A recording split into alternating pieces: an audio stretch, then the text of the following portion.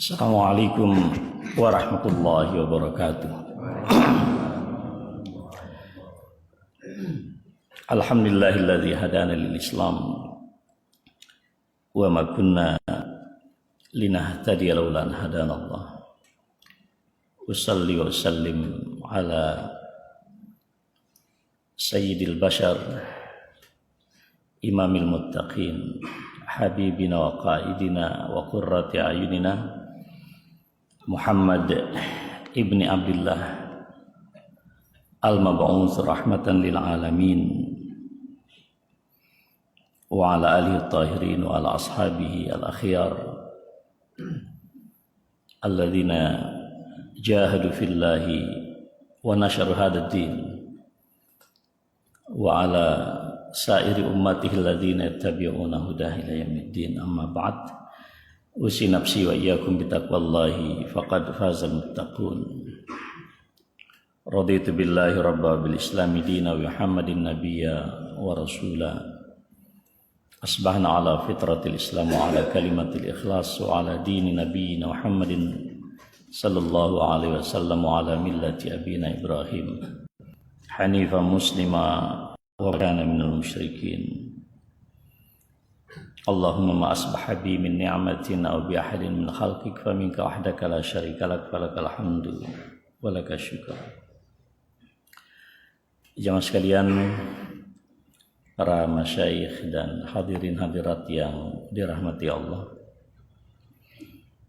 Alhamdulillah pada pagi hari ini kita bisa bersilaturahim, menunaikan kewajiban di hadapan Allah Subhanahu wa taala. Mudah-mudahan kehadiran kita di waktu fajar ini disaksikan oleh para malaikat, ya. Para malaikat yang ditugaskan oleh Allah di malam hari, tapi juga para malaikat yang ditugaskan mencatat segala perbuatan kita di siang hari.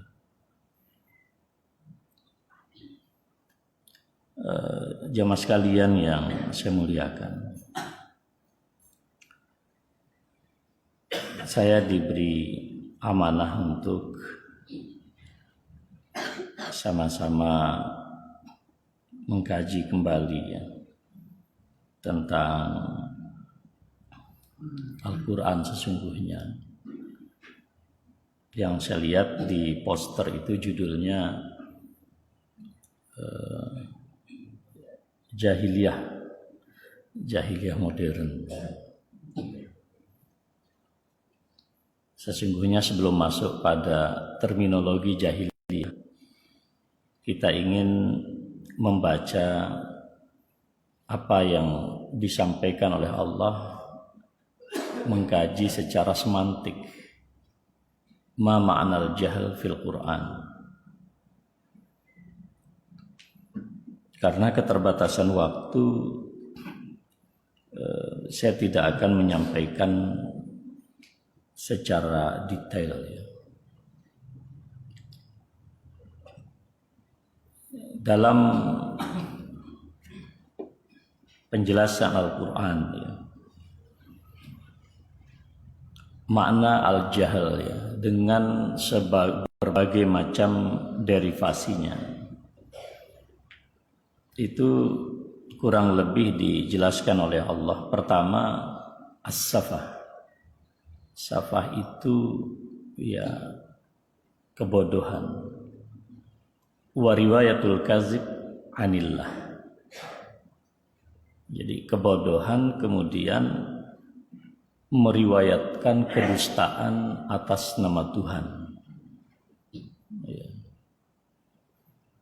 Jadi al-iftira itu mengatakan sesuatu ma anzalallahu biha min sultan, yang tidak pernah diturunkan oleh Allah. Dan hari ini saya kira banyak orang yang berbicara atas nama Tuhan, bahkan menghina orang lain pun juga atas nama Tuhan. Ya. Wa idz qala Musa liqaumihi innallaha ya'murukum an tazbahu baqarah qalu atattakhizuna khuzwa qala a'udzu billahi an akuna minal jahilin. Ketika Nabiullah Musa mengajarkan kepada kaumnya apa yang diperintahkan oleh Allah, kemudian mereka mengcounter, dikira ini main-main, apa-apaan gitu. Nah, sikap a priori kaumnya itulah kemudian Nabi Musa berlindung dari karakter seperti itu. A'udzubillahi an akuna minal jahilin.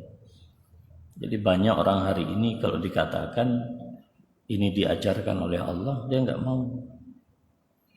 Sudah dibilang zina itu atas nama apapun haram dan merusak kemanusiaan. Dia bikin peraturan, oh tidak, kalau suka sama suka tidak melanggar norma. Konstitusional pula, ini kemungkaran yang konstitusional. Nah, ini as-safah. Ya. Yang kedua itu i'tiqadu syai' ala khilafi ma huwa alaih. Meyakini sesuatu tidak semestinya, Pak.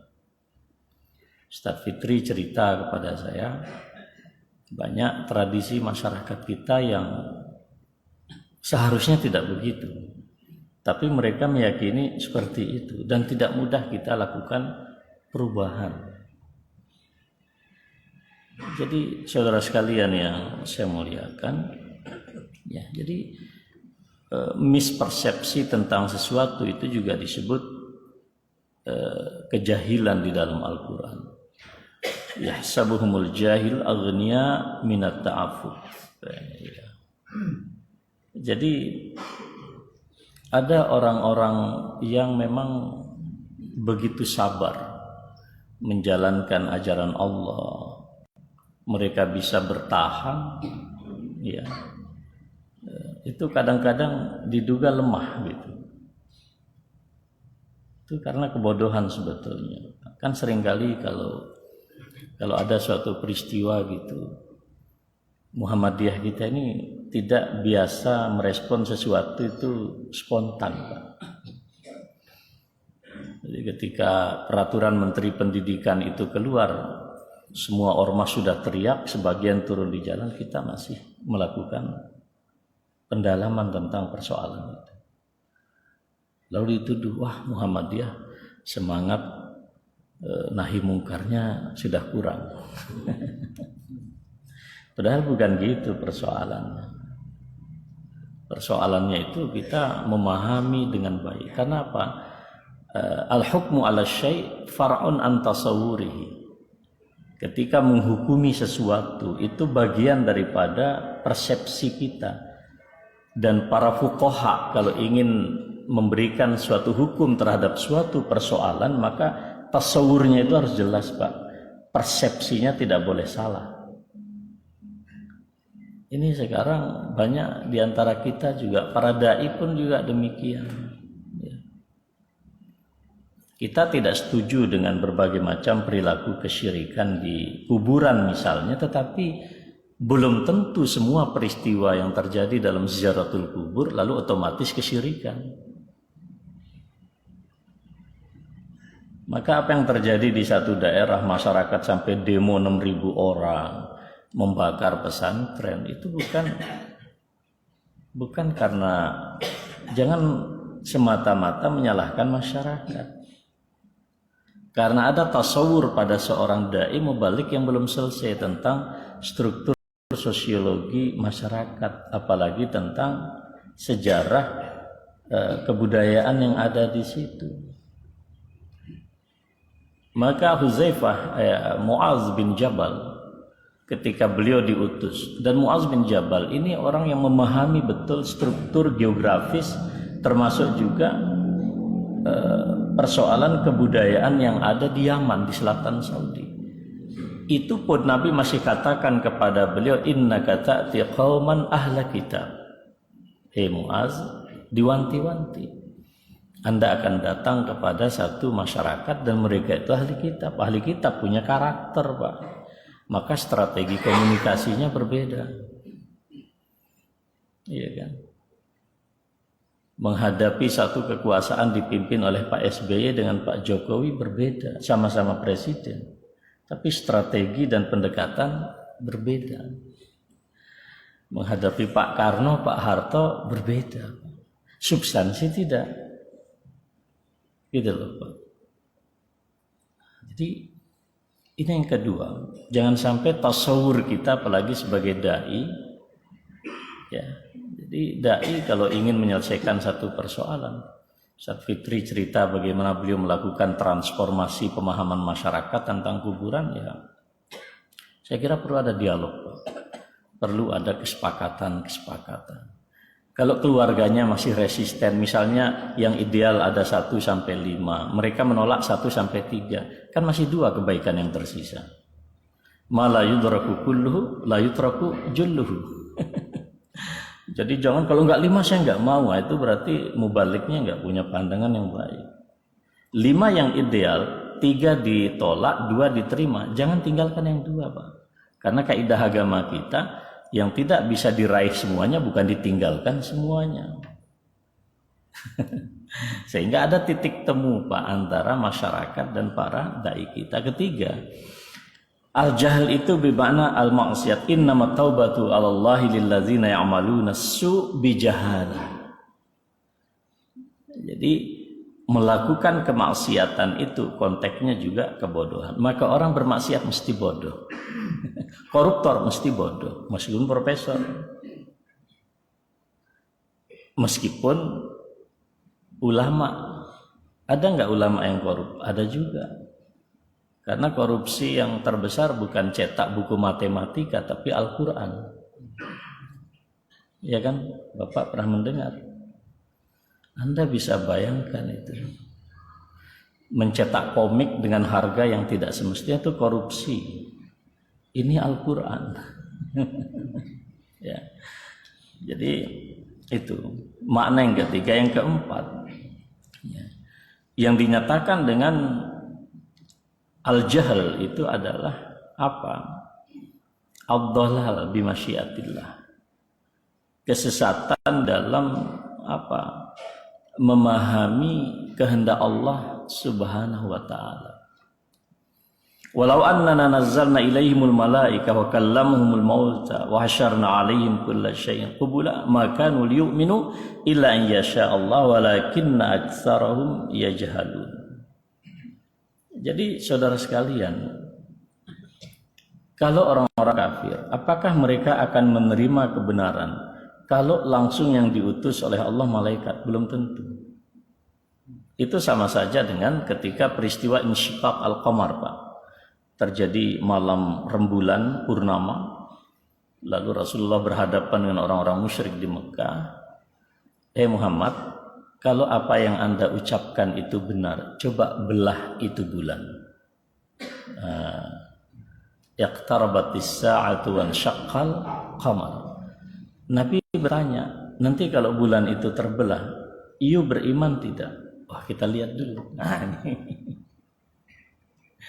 Kan banyak orang-orang yang oportunis, Pak, dalam keimanan. Ini juga disebut sebagai perilaku kejahilan. Yang kelima, al-jahl itu adalah khilaful ilm, menselisihi ilmu. Ya, ini tradisi yang terjadi sekarang ini. Qalu ya Musa ja'al lana ilahan kama lahum alihah qala innakum qaumun tajhalun. Ini sama. Ketika Rasulullah pulang dari suatu tempat, lalu para sahabat melihat para orang-orang musyrik itu memiliki satu pohon. Yang di pohon itu kemudian mereka menggantungkan senjata. Nah, para sahabat terkecoh, wah kita pengen juga punya hal yang sama gitu. Nah, jadi seharusnya tidak begitu gitu, untuk mencari keberkatan suatu pohon misalnya. Nah, sekarang lebih hebat lagi, boneka dikasih minum susu. Anda bisa bayangkan itu. Memperbaiki karier, mencari keuntungan itu dengan boneka spiritual yang katanya sudah diinjeksi roh. Coba Anda lihat di YouTube itu.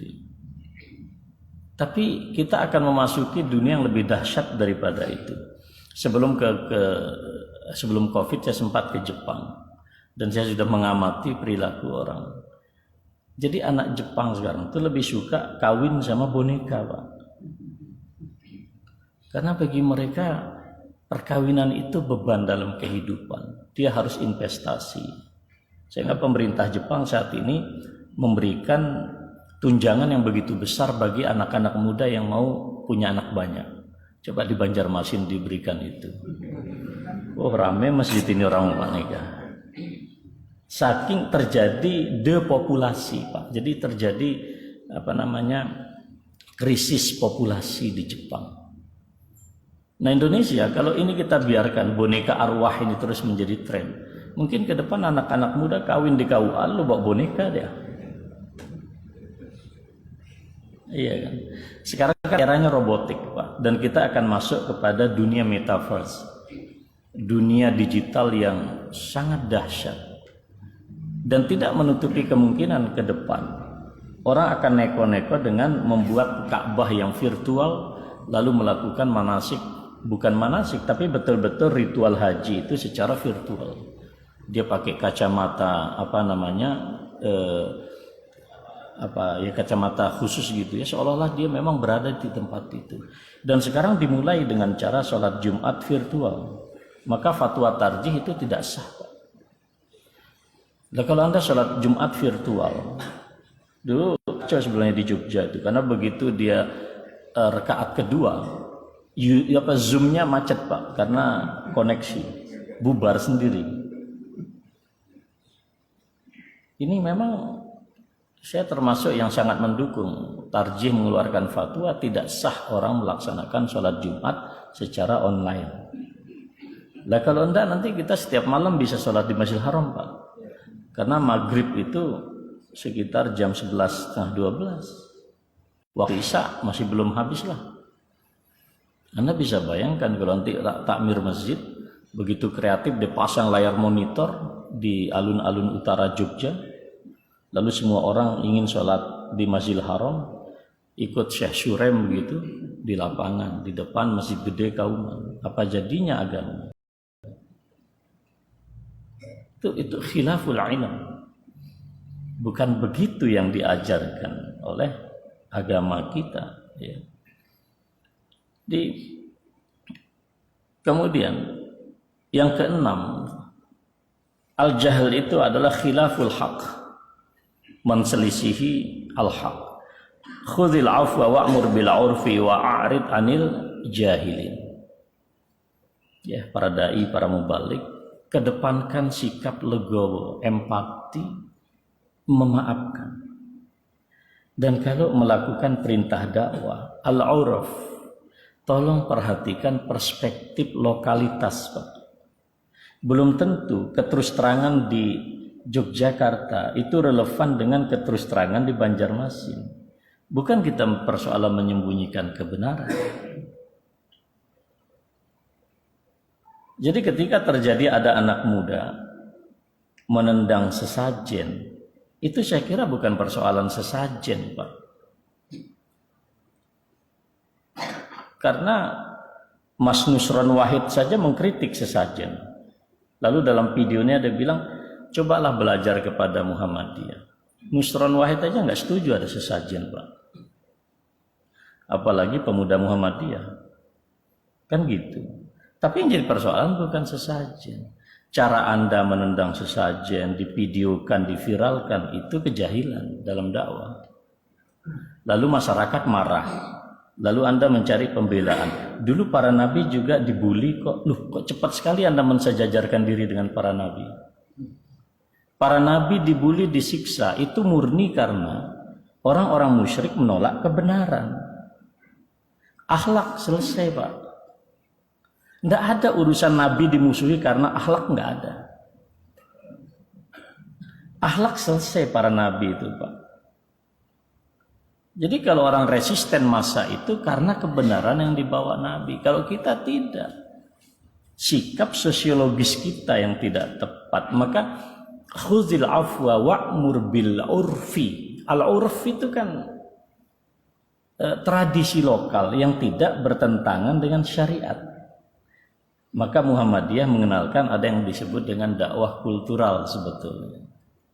Kultural itu jangan dipikir kemudian melakukan ritual-ritual aneh, bukan itu. Nah, apa logika terbalik? Mafhum mukhalafahnya apa? Kalau orang tidak gemar memaafkan, empati dalam dakwah, tidak mementingkan pertimbangan-pertimbangan urf, adat, kebiasaan masyarakat, itu bagian daripada kebodohan. Jadi bukan ajaran kebenarannya yang keliru, tapi sikap kita. Oke, baik. Kemudian juga yang ketujuh, dari peristiwa umat Nabi Lut. Wa Lutan idh qala liqaumihi atatuna al-fahishah wa antum tubsirun a innakum lata'tuna ar-rijala syahwah min dunin nisa bal antum qaumun tajhalun. Coba, wanita cantik banyak Pak waktu itu. Tapi mereka tetap ingin menyalurkan hasrat biologisnya itu kepada para lelaki dengan penuh syahwat Pak. Nah, jadi penyimpangan seksual itu justru kebodohan. Sekarang dalam peraturan Menteri Pendidikan, ekspresi seksual harus dihormati. Jadi kalau ada mahasiswa pakai daster ke kampus lalu pakai lipstik, nggak boleh disalahkan. Karena itu ekspresi orientasi seksual. Dalam Quran perilaku ini kebodohan, tapi dalam peraturan Menteri Pendidikan hak azazi yang wajib dihormati dosen. Coba gimana kita ngajarkan al-Islam ke Muhammadiyahan? Bagi kita rela atau tidak rela hubungan laki perempuan haram. Permendikbud kalau suka sama suka tidak melanggar. Nah, mumet nggak Ustaz Fitri? Mumet Pak. Ada anak hamil masuk di ruang pengadilan, ditanya kenapa Anda hamil? Ini ekspresi kebebasan saya Pak Hakim. Titik, selesai masalah. Tidak ada yang bisa dihukum, walaupun orang tuanya menjerit nangis.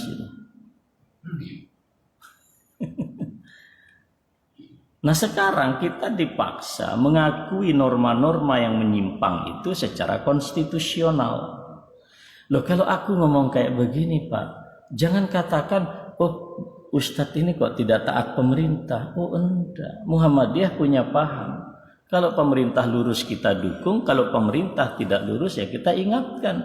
Karena amanah Pancasila tidak begitu. Ketika peta jalan pendidikan Indonesia 2035 tidak menyantumkan agama sebagai basis filosofi pendidikan, maka Muhammadiyah teriak Pak. Agama ditulis aja, kita masih kayak begini. Gimana kalau agama dibuang? Lalu di mana makna daripada pasal 29 UU Undang-Undang Dasar 1945? Pak Karno itu sangat sadar, Pak. Ketika beliau mengeluarkan dekret presiden ya, tahun 1959, beliau mengatakan apa yang tercantum di dalam Piagam Jakarta, sila ketuhanan dengan kewajiban menjalankan syariat Islam bagi pemeluk-pemeluknya itu menjadi satu bagian yang utuh dengan Undang-Undang Dasar yang diakui, ya, Pancasila yang diakui pada tanggal 18 Agustus. Sehingga muncullah bahwa hukum Islam berlaku di Indonesia itu konstitusional. Gitu loh Pak. Itu kan undang-undang ngomong kayak begitu. Maka aspirasi umat Islam, kisah Nabi Lut, pandangan semacam itu disebut qaumun tajhalun. Anda ini orang-orang bodoh. Kan susah Pak. Wong sudah muncul dalam bentuk SK Menteri. Dan kelihatannya Menteri nggak mau mencabut Pak. Kita balik. Muhammadiyah mau nggak mencabut pendapatnya? Tidak. Karena kami lebih takut Allah daripada SK Menteri. Nah, kalau saya mengatakan baik-baik aja Pak, kalau aku mati. Ketika SK ini diterbitkan, tabliknya itu Fatur Rahman Kamal. Lah kok sampean diem? Setan bisu Pak. Tapi saya ngomong kayak begini, justru karena saya cinta Pak Nadiem Makarim. Nanti dibilang saya nggak taat pemerintah, kata siapa? Jangan ragukan. Kita ini membantu pemerintah luar biasa Pak.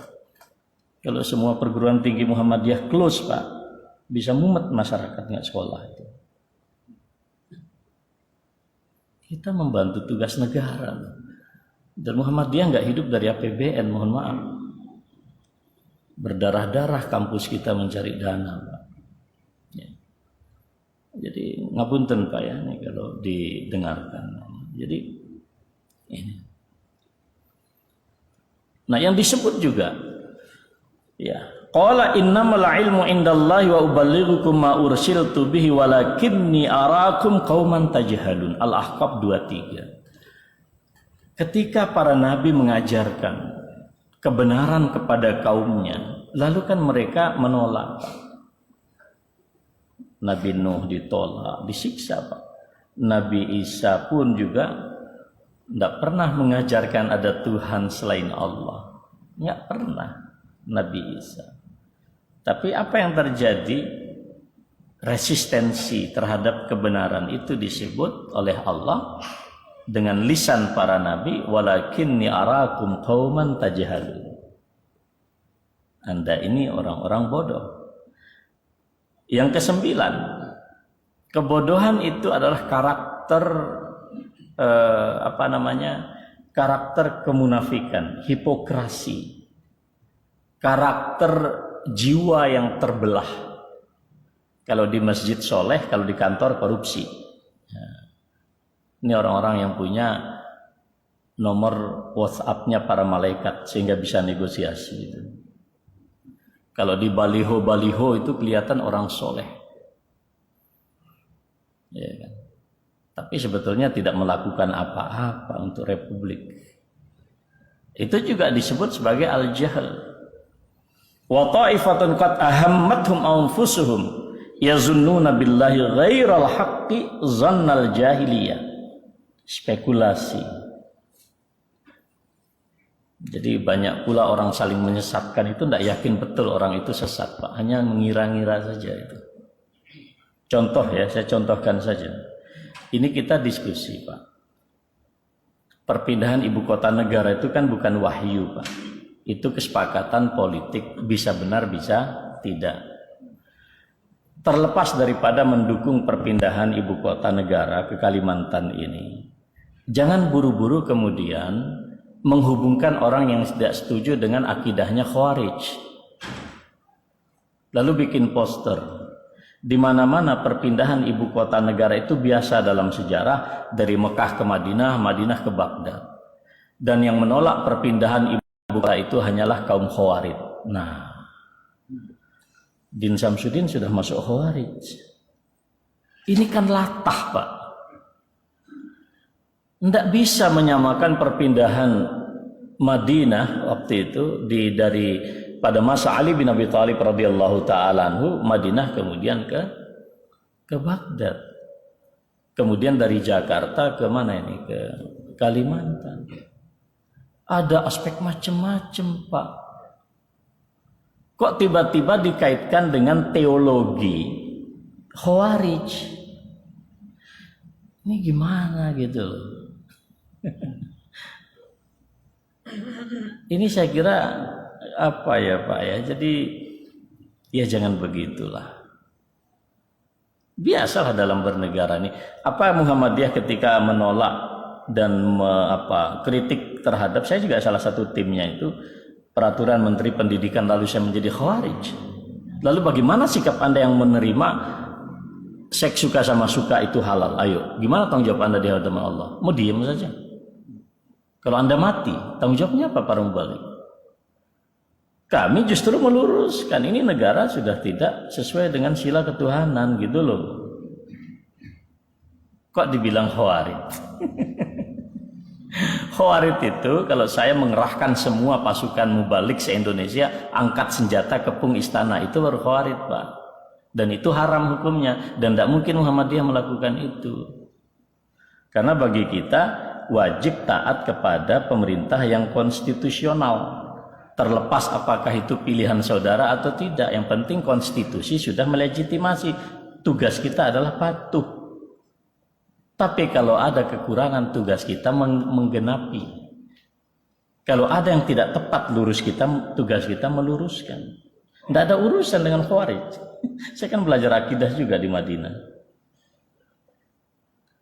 Nah ini teman-teman di lapangan sudah saling serang poster sekarang, Pak. Mendukung perpindahan ibu kota otomatis pasti taat ulil amri. Kalau kritis itu khawarij. Nah ini salah, Pak. Karena nanti kejebak Anda nanti. Kalau seorang ustadz ditangkap oleh Mabes Polri karena itu bukan ustadznya, maka dikatakan oh itu karena dia tidak taat kepada hukum negara. Begitu ustadznya ditangkap oleh Polda, nah inilah kezaliman hukum negara.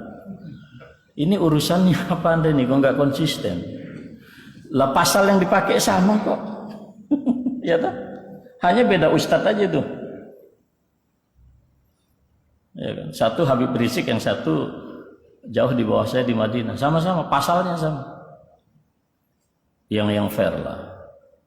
Ya, Bapak sekalian dan yang saya muliakan. Ya. Wala tabarrajna tabarrujal jahiliyatillah. Tradisi sebelum Islam yang bertentangan dengan Islam itulah jahiliyah, termasuk yang eksis sekarang. Kemudian yang terakhir, ilja'alal ladzina kafaru fi qulubihimul hamiyah hamiyatal jahiliyah. Karakter kekufuran. Nah, kalau semua makna semantik tentang kejahilan itu dirumuskan dalam satu kata masdar sinai al-jahiliyah, berarti menisbatkan sesuatu kepada kebodohan. Biasanya ada dua bentuknya, itu tak tambahannya, di ibuhnya huruf iya di belakang, kemudian tak marbutah. Nah fungsi daripada masdar sinai di dalam bahasa Arab itu adalah untuk menunjukkan karakter, betul-betul karakter yang kuat dalam apa yang dimaksud. Jadi kalau kita nyebut jahiliyah berarti suatu karakteristik yang betul-betul bodoh. Wah gitu loh maknanya itu. Jadi bukan sekedar kebodohan, bukan. Betul-betul bodoh. Jadi sebetulnya Muhammadiyah juga sama. Muhammadiyah betul-betul pengikut Muhammad. Gitu loh Pak. Nah dari semua makna semantik yang kalau kita rumuskan ada 4 kata jahiliyah makna umumnya itu Pak. Yang semuanya itu kalau kita rumuskan hanya 4 saja. Yang pertama adalah yazunnuna billahi dzannal jahiliyah. Ini spekulasi. Spekulasi filsafat. Jelas Allah mengatakan inna dina indallahil Islam. Muncul filsafat barat. Oh tidak. Kebenaran itu beragam. Ibarat matahari yang mengeluarkan cahaya, maka cahaya itu bisa berbentuk macam-macam, tapi sumbernya adalah satu. Dia ibarat jeruji suatu roda, porosnya satu, dia bercabang. Oleh karena itu dia konstruksi satu teologi yang disebut dengan transcendence unity of religion. Ada kesatuan transendensi agama-agama. Lalu Nurholis Majid mengatakan secara hakiki semua agama itu sama, tetapi implementasinya ada yang Yahudi, Nasrani dan lain-lain, tapi menuju Tuhan yang sama. So dia bilang tidak ada kebenaran mutlak bagi satu agama, semua agama adalah sama. Ini spekulasi Pak, dan sekarang muncul dalam macam-macam ini Pak. Ini yang pertama. Yang kedua, wala tabarrajna tabarrujal jahiliyatil ula. Jahiliyah itu masuk dalam konstruksi budaya. Hubungan sesama jenis haram dan terlaknat Pak, atas nama apapun. Tidak bisa kita menjadikan deklarasi universal hak azazi manusia yang dideklarasikan oleh PBB tahun 1948 menjadi sumber nilai kita. Nggak bisa. Kalau Anda buka dokumen itu, maka perkawinan orang itu tidak lagi memandang jenis, Pak. Yang penting dia punya orientasi seksual, terserah dia mau laki sama laki, mau perempuan sama perempuan. Kalau tidak, tidak. Gitu loh, Pak. Ini budaya jahiliyah. Banyak orang untuk menunjukkan eksistensi diri semakin membuka aurat yang seharusnya ditutup aurat. Tidak ada hubungannya antara kemajuan teknologi dengan buka aurat, Pak. Tidak ada. Ini yang kedua. Yang ketiga adalah hamiyatul jahiliyah. Hamiyatul jahiliyah itu sistem dan struktur sosiologis yang berkembang di masyarakat. Budaya apa? Budaya fanatisme. Dan ini yang mendera umat Islam saat ini. Hamiyatul jahiliyah. Kebenaran agama bukan lagi dilihat bagaimana dalil orang, tapi jamaahnya apa. Inilah yang memecah belah umat Islam hari ini. Dan ingat, yang ditakutkan oleh orang-orang non-muslim bukan ayat tentang jihad dan perang. Yang ditakutkan adalah innamal mu'minuna ikhwah. Perbedaannya nggak banyak, Pak. Nggak banyak. Tapi seolah-olah kemudian perbedaan itu menjadi sedemikian rupa. Dilarikan ke sana kemari sampai ibu kota negara saja bawa-bawa ideologi khawarij. Ini kan aneh betul ini. Hanya untuk menopang ustadznya itu berpihak kepada mana. Ini jahiliyah, Pak. Maka orang Muhammadiyah selalu saya katakan bermuhammadiyahlah dengan ilmu, bukan dengan syahwat. Ya kan?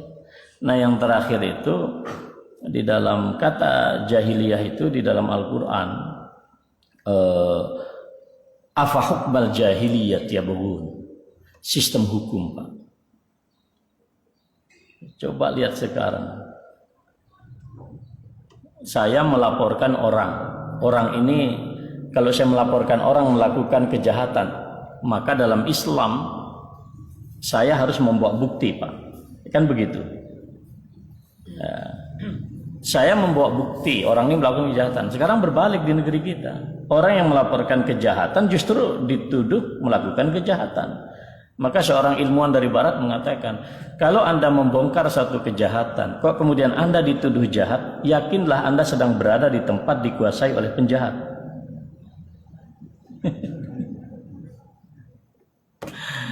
Jadi unik ini, Pak, sekarang ini. Dan Indonesia kok seperti itu sekarang, aneh ini. Memang ini musibah betul ini, kampretisme dengan cebongisme ini. Jadi, ini dua hal yang harus dijauhi, Pak, mentalitas ini. Mentalitas mau cebong sama kampret itu sama saja segera itu. Hanya beda pilihan saja. Maka orang Muhammadiyah jangan kayak gitulah, Pak. Kita melihat sesuatu itu jangan berdasarkan emosionalitas. Politik ini berubah macam-macam, Pak. Nggak tahu kita. Jadi jangan sampai ya banyaklah yang kita latah ini kan. Ya, jadi saudara sekalian yang saya muliakan, inilah jahiliyah. Nah, terakhir sekali, sekarang ini kemudian saya ingin akhiri dengan ayat Al-Quran ya, di dalam surat apa yang saya catat ya, ya'lamuna zahiran minal hayatid dunya wa hum anil akhirati hum ghafilun. Semua makna semantik kemudian paradigma jahiliyah dalam Al-Quran itu tadi ya, konkret di dalam kehidupan kita dikritik oleh Allah dalam surat Ar-Rum ayat 7. Ya'lamuna zahiran minal hayatid dunya wa hum anil akhirati hum ghafilun. Jadi kita ini memahami hidup kita hanya yang terlihat, Pak. Zahiran minal hayatid dunya. Ini kalau bahasa canggihnya itu anti Tuhan. Sekularisme, materialisme. Jadi beragama pun begitu. Maka Muktamar Muhammadiyah mengkritik, Pak. Orang sekarang ini agama ini menjadi fashion, bukan menjadi the way of life, bukan menjadi manhaj kehidupan. Maka yang laku keras sekarang kostum-kostum mak-mak itu. Coba Anda lihat sekarang itu. Cadar yang tadinya untuk menutup aurat secara 100% sempurna, sekarang macam-macam lagi fashion itu bentuknya. Ada dibuat tambah lagi pakai masker. Masker ini kan untuk COVID ya. Sekarang masker sudah menjadi fashion, Pak. Anda kalau masuk ke supermarket, ada itu satu masker harganya 100.000. Padahal saya beli ini satu boxnya itu isi 20 hanya 10.000. Ini KN95 sangat efektif sebetulnya.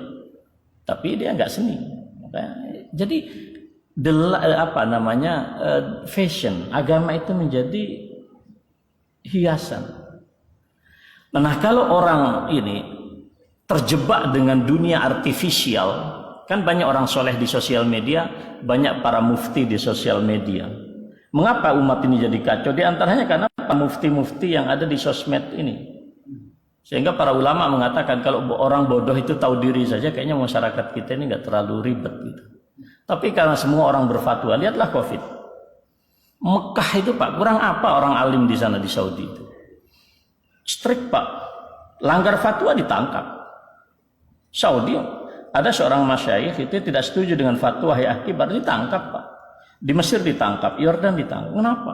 Meletakkan COVID itu apa adanya. Dia di tempat kita enggak, tukang becak aja bisa ngasih fatwa itu. Saya kaji berapa ratus fatwa di dunia, sama pandangan mereka.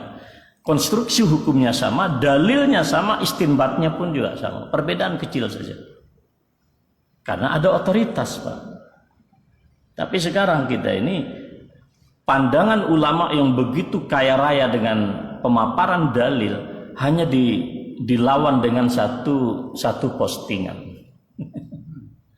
Karena kita dunia artifisial, Pak. Tidak memahami kaidah-kaidah beragama. Jadi kita kehilangan esensi keagamaan kita hilang, Pak. Ini sebetulnya bagian daripada ya alamuna zahiran minal hayatil. Beragama itu artifisial. Kalau sudah baju koko itu sudah merasa imannya satu tingkat di atas Abu Bakar As-Siddiq, satu tingkat di bawah Nabi. Hanya baru menggunakan baju koko. Kalau batik ini dikatanya ini agak ada semi beriman gitu. Orang cenderung kayak begitu sekarang, Pak. Akhirnya apa? Masyarakat tertipu. Begitu hamil 13 santri baru kaget itu. Wah, ternyata Ustadz menghamili juga katanya. Loh, ya karena Anda gampang dibodohi.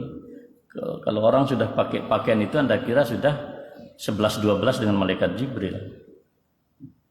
Itu artifisial, Pak. Maka Al-Quran mengkritik itu. Kata Imam Ibnu Ashur, enggak aib kok Anda itu mendapatkan dunia, tapi jangan lupa akhirat. Nah gitu loh, Pak. Jadi saudara sekalian yang muliakan, kalau orang sudah terjebak dengan dunia yang serba artifisial, Pak, serba narsis di sosial media, maka dia akan kehilangan sensitivitas kemanusiaan. Dia nggak sensitif lagi. Kalau ada kecelakaan, bukan bantu orang, ngambil kamera, foto dulu, Pak, selfie. Itulah selfie yang ada di Gunung Meletus. Bukan menolong orang, bukan bangun hunian sementara. Ya kan? Reasoningnya tuh nggak ada, Pak. Dia tidak paham apa yang dilakukan. Kalau saya betul-betul mau berdakwah, Pak, saya tidak mungkin melakukan itu. Mungkin saya akan singkirkan itu sesajen, tapi saya tidak perlu memvideokan, apalagi memviralkan. Lah ini dah di video diviralkan, kowe karepe apa, Bro? Tapi kita kehilangan reasoning, Pak. Dia nggak paham apa yang dilakukan. Sing pokok itu adalah viral. Kalau orang sudah sedemikian, empatinya hilang, Pak. Nggak peduli lagi sama orang. Empati nggak ada.